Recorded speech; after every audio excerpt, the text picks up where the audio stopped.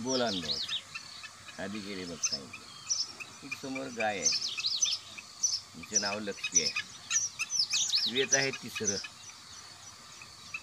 गाय येऊन 2 महिने झाले.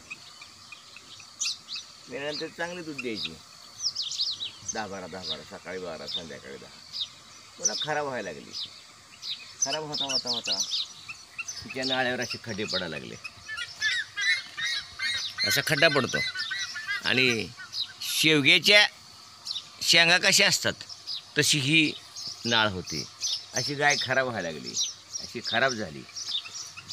खाता पिता गाय का खराब व्हायला लागली म्हणून चेक केली मशीननं. मशीन पोटावर फिरलं की ते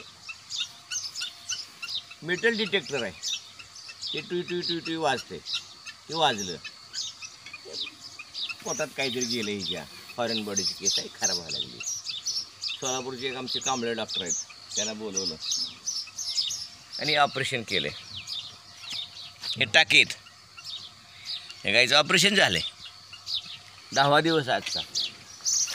तार निघाली, जी तार तिच्या रुमेनमध्ये होती एवढी तार, आणि ती आत जी तार आत जर घुसली आणि हार्टकड किंवा फुफ्फुसाकडे जर गेली तर ती गाय संपली.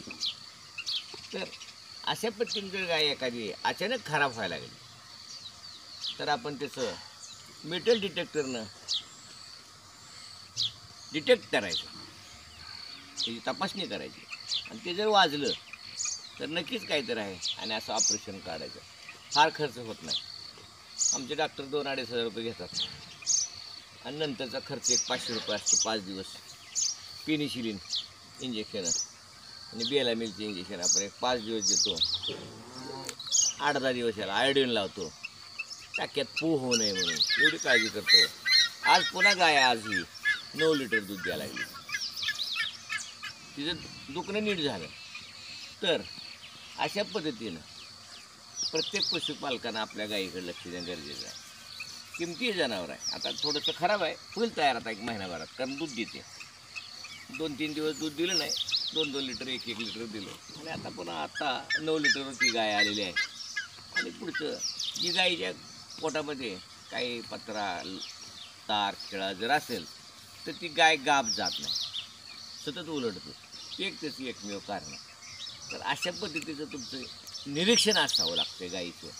आणि अशा पद्धतीनं आपलं पशुधन वाचवणं गरजेचं आहे. खर्च किती आहे? फक्त 3000 रुपये, काही नाही जास्त. आणि 100% हमी आहे, काय होत नाही गायला. हे ऑपरेशन आहे, मरल करल, काय होत नाही. पण लवकरात लवकर करणं गरजेचं आहे. गाय खराब व्हायला लागली, आपल्या लक्षात आलं बाबा ही गाय खराब होती, खात पित नाही, रमत व्यवस्थित करत नाही, चालताना भेलकांडते किंवा दचकते, चालताना असे चालायला लागले, तिला टोचलं असे दचकते. हे सगळं लक्षणाकडे आपण जर लक्ष दिलं तर निश्चितच आपलं पशुधन वाचते. आपल्या किमती गायी जगतायत, मरणार नाहीत आणि तुमचं नुकसान होणार नाही. आणि ही काळजी स्वतः पशुपालकानं केली पाहिजे असं मी आवाहन करतो. आणि भेटूया पुढच्या भागामध्ये.